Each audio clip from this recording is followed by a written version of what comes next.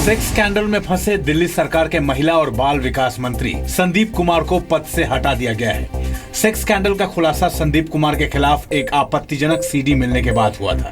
दिल्ली के मुख्यमंत्री अरविंद केजरीवाल ने ट्वीट करके कहा है कि उन्हें अपने मंत्री संदीप कुमार की एक आपत्तिजनक सीडी मिली है, जिसके बाद उन्हें तत्काल प्रभाव से हटा दिया गया है।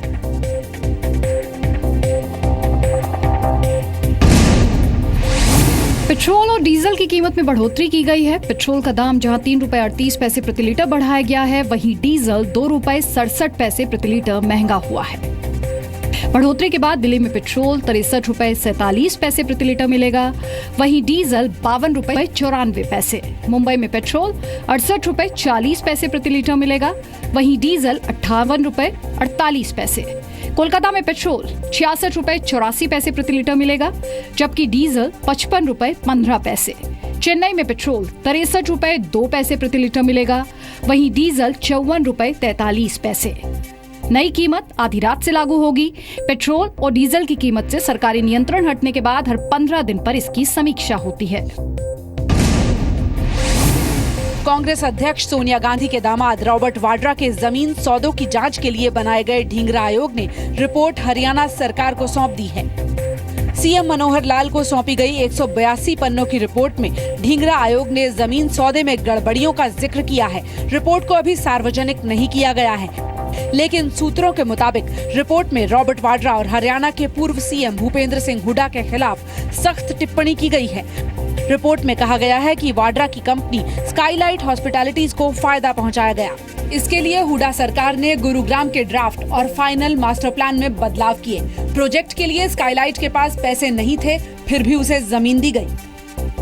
रिपोर्ट अगर इरेगुलरिटीज नहीं होती तो मैं सिर्फ एक सेंटेंस की रिपोर्ट देता कि इसमें कोई इरेगुलरिटी, वेदर प्राइवेट और government, any person who was involved in the irregularities has been mentioned. Now look, we have got nothing to hide. We never sought any favor from any government department whatsoever. Please underline it.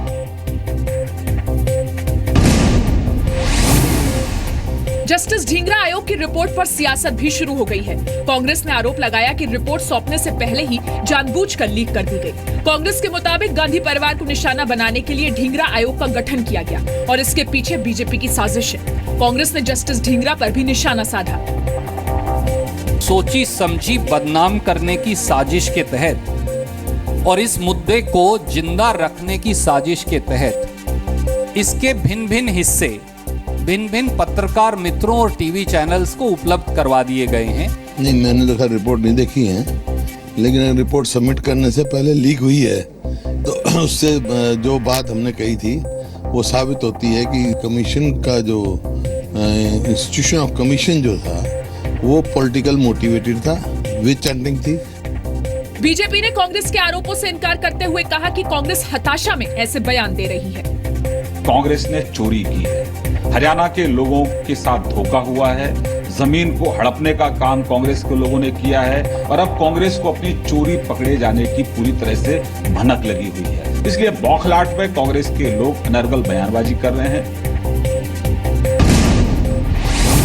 Delhi की सड़कों पर जगह जगह पानी जमा होने को लेकर हाईकोर्ट ने नाराजगी जताई है। एक याचिका की सुनवाई के दौरान दिल्ली हाईकोर्ट ने कहा कि वर्षों से जारी समस्या को अब और बर्दाश्त नहीं किया जाएगा। दिल्ली के बंद नालों पर अब किसी किस्म की दलील नहीं चलेगी। इससे पहले आज दिल्ली में सुबह करीब 4 घंटे में 6.27 सेंटीमीटर बारिश रिकॉर्ड की गई और जगह जगह पर पानी भर गया। दिल्ली के कई इलाकों में 2 से 3 फीट तक पानी भर गया और लोग घंटों जाम में फंसे रहे। जब भी थोड़ी मोड़ी बारिश होती है ऐसे ही भर जाता है और ऐसे ही बसें फंस जाती हैं यहाँ पे। मैंने इसको अभी बोला कि किश्ती है हमारी, आज नदी में से जा रहे हैं, किश्ती बनी हुई है आज। वो बहुत दिक्कत हुआ है पैसेंजर को, वो शीशा फोड़ के निकाला है पैसेंजर को। बहुत पैसेंजर सब डूब जाता है, इतना पानी में निकला है। Too much traffic. कितने घंटे हो गए? 1 आवर। मौसम विभाग का कहना है कि कल बारिश धीमी पड़ जाएगी। कल से एक्टिविटी में हैदराबाद भी, तेलंगाना भी या आंध्र प्रदेश भी और साथ में दिल्ली एनसीआर के साथ साथ हरियाणा, पंजाब वगैरह जितने भी इलाके हैं कल से कम हो जाएगी और 2 सितंबर से तो लगभग बारिश थम जाएगी ज़्यादातर क्षेत्रों में। दिल्ली में बारिश के बाद जाम पर अमेरिका के विदेश मंत्री जॉन कैरी मजाकिया अंदाज में दिखे। आईआईटी दिल्ली में छात्रों से बातचीत के दौरान कैरी ने उनसे पूछा कि क्या वो नाव से यहाँ पहुँचे हैं। Thank you very much. You guys all deserve an award for being able to get here today. I don't know if you came in boats or in amphibious vehicles of some kind, but I salute you. दरअसल जाम की वजह से carry करीब 1 घंटे की देरी से Delhi IIT पहुंचे थे। पुरानी दिल्ली में शीशगंज गुरुद्वारा, जामा मस्जिद और गौरी शंकर मंदिर में जाने का उनका कार्यक्रम भी बारिश की वजह से रद्द हो गया। सोमवार को भी भारत आने के बाद एयरपोर्ट से होटल जाते वक्त कैरी ट्रैफिक जैम में फंसे थे। हैदराबाद में भी तेज बारिश की वजह से लोगों को मुश्किलों का सामना करना पड़ा। बारिश के बाद हुए हादसों में 7 लोगों की मौत हो गई। 4 लोगों की मौत रामनाथपुर में दीवार गिरने से, जबकि 3 लोगों की मौत भोलकपुर में हुई। सुबह से ही हैदराबाद में बारिश शुरू हो गई थी। सड़कों पर गाड़ियां जहां तहां फंस गई। एक अपार्टमेंट के बेसमेंट में कई फुट पानी भर गया। भारी बारिश को देखते हुए राज्य सरकार ने कर्मचारियों को 1 घंटे देर से दफ्तर आने की छूट दी। मौसम विभाग ने अगले 3 दिनों में तेलंगाना और आंध्र प्रदेश के लिए भारी बारिश की चेतावनी जारी की है। पश्चिम बंगाल के सिंगूर में टाटा मोटर्स की फैक्ट्री के लिए जमीन अधिग्रहण को सुप्रीम कोर्ट ने रद्द कर दिया है। अदालत ने कहा कि जमीन अधिग्रहण कानून के मुताबिक नहीं किया गया था। सुप्रीम कोर्ट ने पश्चिम बंगाल सरकार से कहा है कि वो जमीन पर कब्जा लेकर इसके मालिकों को 12 हफ्तों के भीतर सौंप दे। सुप्रीम कोर्ट ने ये भी कहा कि किसान सरकारी मुआवजा वापस नहीं करेंगे, क्योंकि 10 वर्षों तक वो अपनी जमीन पर खेती नहीं कर पाए। पश्चिम बंगाल सरकार ने सुप्रीम कोर्ट के फैसले का स्वागत किया है। দীর্ঘদিনের একটা স্বপ্ন পূরণ বলতে পারেন। আমি ইভেন 2011 জিতেও আমার একটাই কাজ বাকি ছিল, সেটা সিঙ্গুরের কাজটা, যেহেতু আদালতে পেন্ডিং ছিল। আজকে সেটাও হয়ে গেল। I am so happy. আমি এখন শান্তিতে মরতেও পারি। 2006 में लेफ्ट फ्रंट की सरकार ने टाटा मोटर्स के नैनो प्लांट के लिए 997 एकड़ जमीन का अधिग्रहण किया था। किसानों ने सरकार के इस फैसले का जोरदार विरोध किया था और इसे लेकर हिंसा भी हुई थी।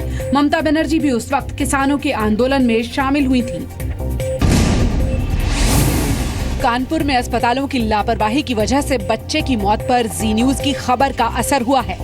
पीएम मोदी ने कानपुर के हैलेट अस्पताल में लापरवाही की वजह से बच्चे की मौत पर डीएम से जांच रिपोर्ट मांगी है। मंगलवार को जी न्यूज ने दिखाया था कि सुनील अपने 12 साल के बेटे अंश को कंधे पर उठाकर इलाज के लिए 3 अस्पताल गए, लेकिन इलाज नहीं मिलने की वजह से अंश की मौत हो गई। जी न्यूज पर खबर दिखाए जाने के बाद अखिलेश सरकार ने कार्रवाई करते हुए कानपुर मेडिकल कॉलेज के प्रिंसिपल को सस्पेंड कर दिया। सीएम अखिलेश यादव ने कानपुर के डीएम को भी फटकार लगाई और पूरे मामले की रिपोर्ट मांगी है। समाजवादी पार्टी 2017 के चुनावी घोषणा पत्र में यूपी के छात्रों को फ्री मोबाइल फोन देने का वादा कर सकती है। इसके संकेत सीएम अखिलेश यादव ने लखनऊ में एक टेलीकॉम कंपनी के कार्यक्रम में दिए। अखिलेश ने कहा, उनकी कोशिश प्रदेश के हर गरीब को सूचना क्रांति से जोड़ने की है।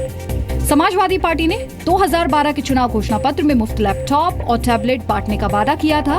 अखिलेश ने ये नहीं बताया कि 2017 का घोषणा पत्र कब तक आएगा। महाराष्ट्र में रेप और मर्डर के मामलों में अपराधियों को अब पैरोल नहीं मिलेगी। महाराष्ट्र की फडणवीस सरकार ने बड़ा फैसला लेते हुए आतंकी घटनाओं में भी दोषियों के लिए पैरोल को बैन कर दिया है। बलात्कार भी करेंगे और पैरोल पे बाहर भी आ जाएंगे, ये नहीं हो सकता। अगर हमको महिलाओं की सुरक्षा के बारे में सोचना है तो लोगों को भी सोचना है कि अगर वो महिलाओं के तरफ कोई भी गलत कदम उठाएंगे तो गवर्नमेंट भी उनके लिए स्ट्रिक्ट कदम उठाए। रेगुलर फरलो की छूट ड्रग तस्करों और डकैतों को भी नहीं मिलेगी।